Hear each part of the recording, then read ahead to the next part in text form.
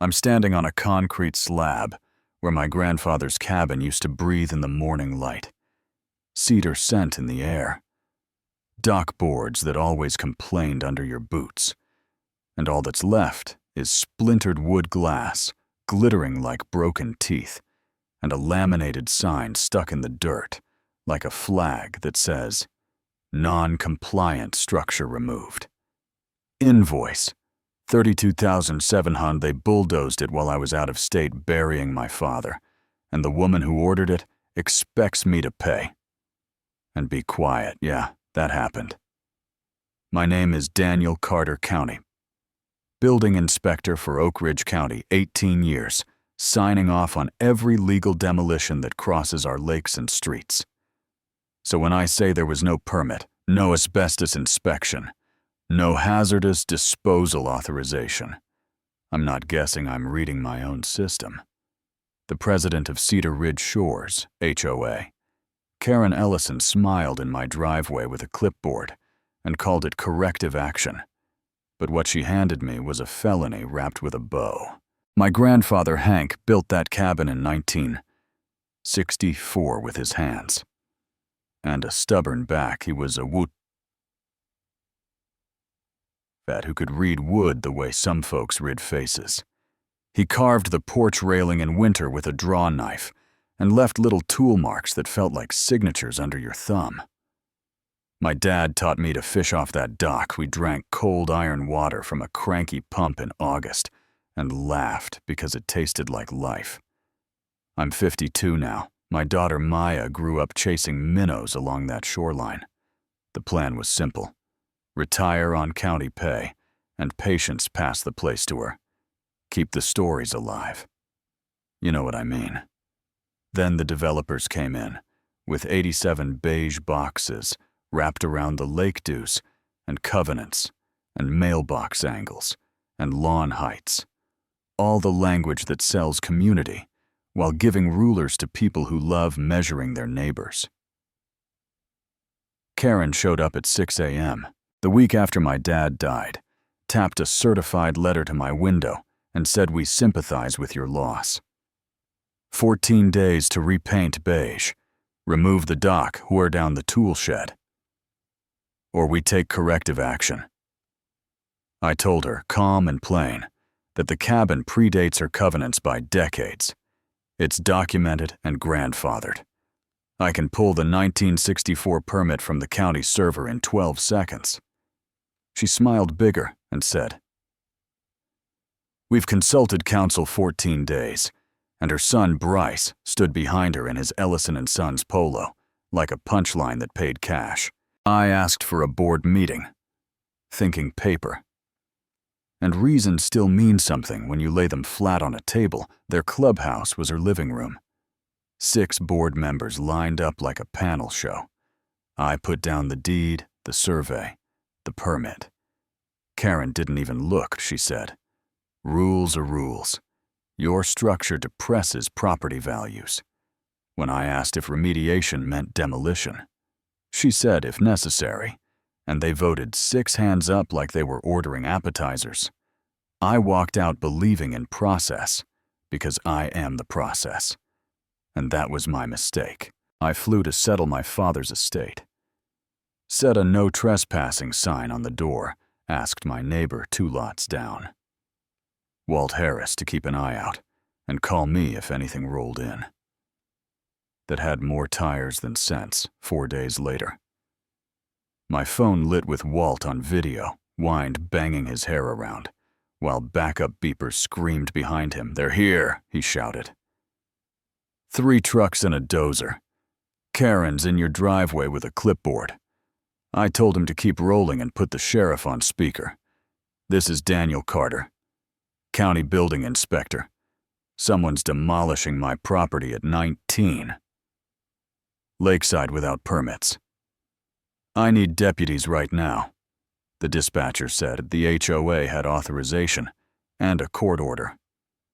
I told her there was no court order, and if she checked her screen, she'd also see there was no demolition permit, no asbestos inspection on a pre-1980 structure, No hazardous waste authorization.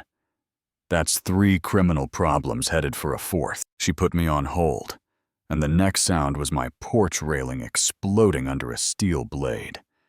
Then she came back with the shrug. I've heard my whole career. This appears to be a civil HOA matter. Sir, the line clicked.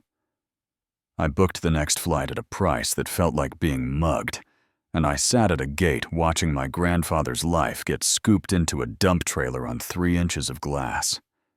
When I pulled up at sunset, the lake was gold and quiet, and the cabin was gone. The slab was warm. The diesel hung in the air, and that laminated sign, invoice $32,700, was speared into clay like a trophy. Something in me went still. I opened the county app, saw the zeros where the permits should be, and I smiled. The way inspectors smile when the picture finally snaps into focus. We don't get mad, we get methodical. I filed a report with Detective Amy Rhodes, who knows me from a dozen fraud cases, and she said the thing we both knew, HOA cases get cloudy, and I said, then we make it rain.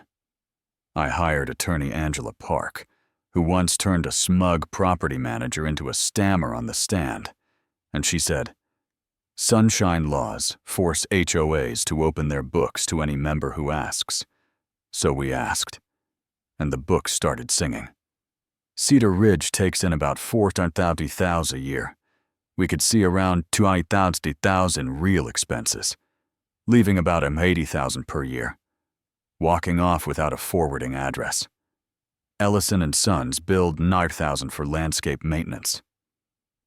Market rate was closer to $28,000. A disbarred attorney, tied to Karen's extended family, picked up $4,000. Karen reimbursed herself $18,000 for meals and spa days, and a Lexus lease.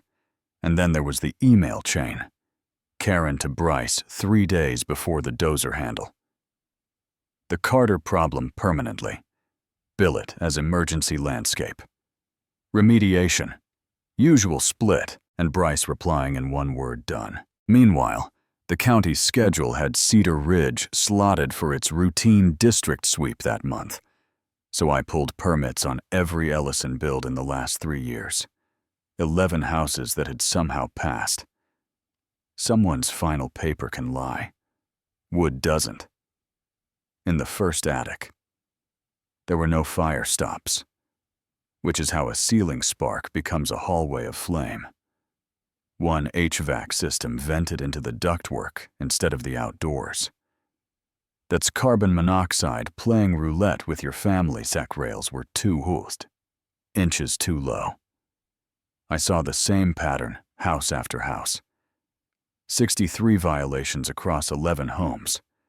I wrote them up clean and firm, 30 days to remedy, daily fines to follow, and a list of licensed contractors who could make it right. Bryce called me, raging. You're harassing me because of your shack, and I told him I'm inspecting everyone. Your builds just fail at scale. He hung up, did a little bot farm smear in the neighborhood group. Karen filed a complaint to county HR accusing me of weaponizing my job, with 14 cherry-picked reports out of the 300 I'd done that year. But our administrator, Patricia Vance, printed my full log and circled the rotation schedule in red.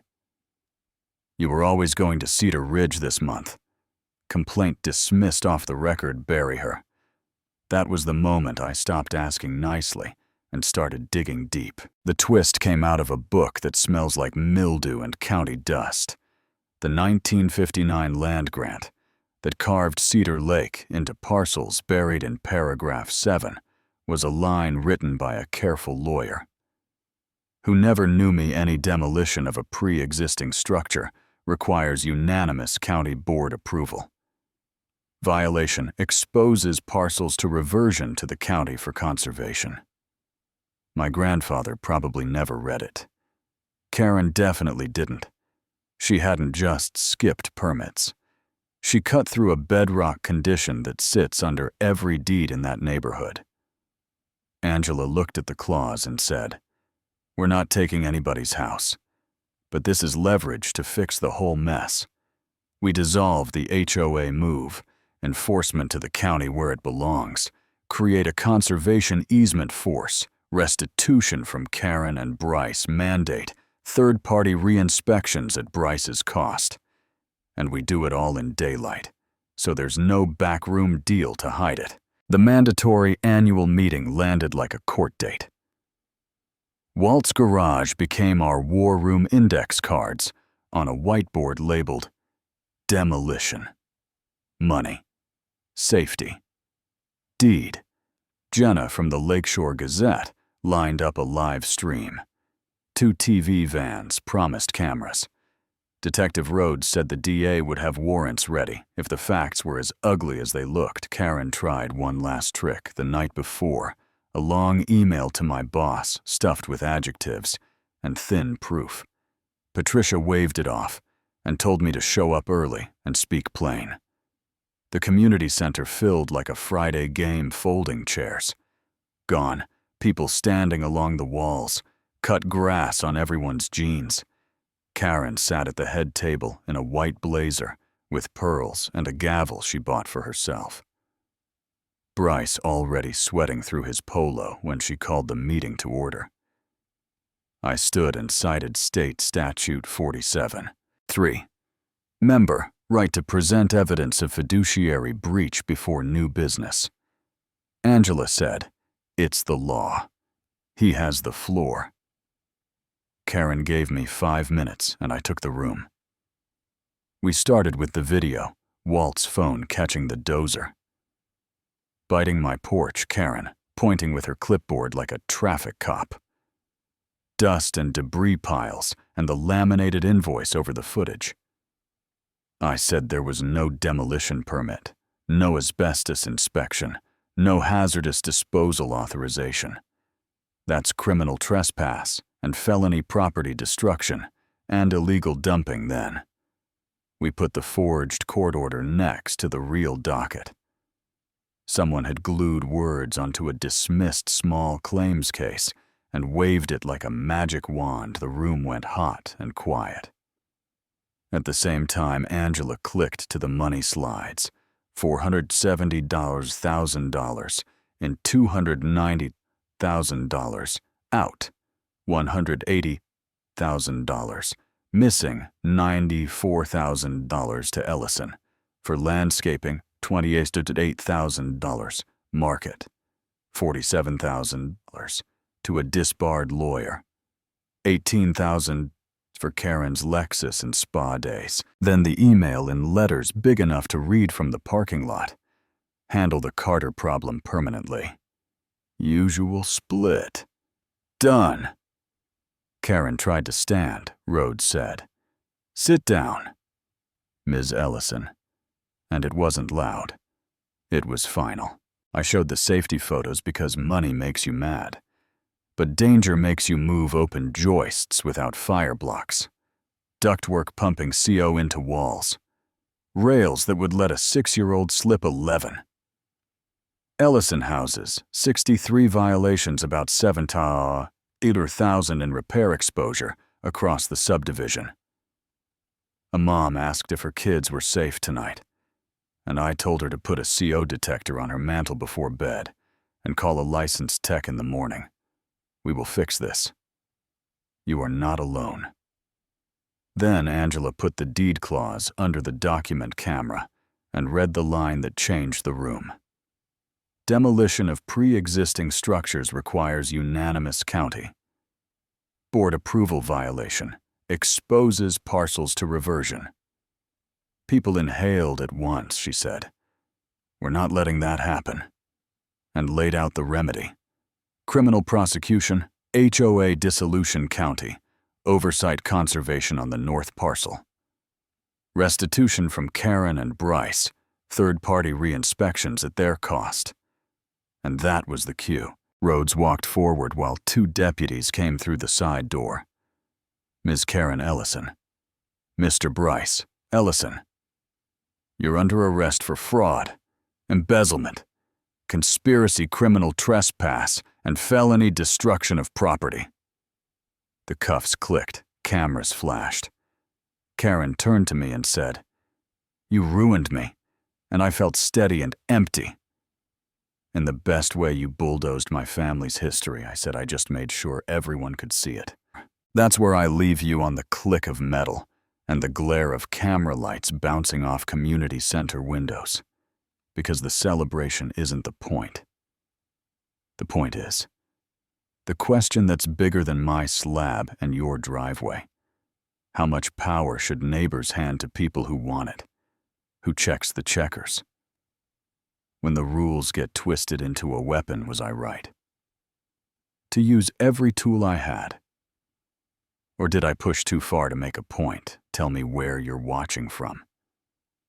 Tell me if you've seen a clipboard become a crown drop. Your take in the comments. Argue with me if you need to, and if this hit something true for you, share it with the one neighbor who thinks rules are the same thing as justice. Subscribe for more real stories, and if you've got your own, I'm listening.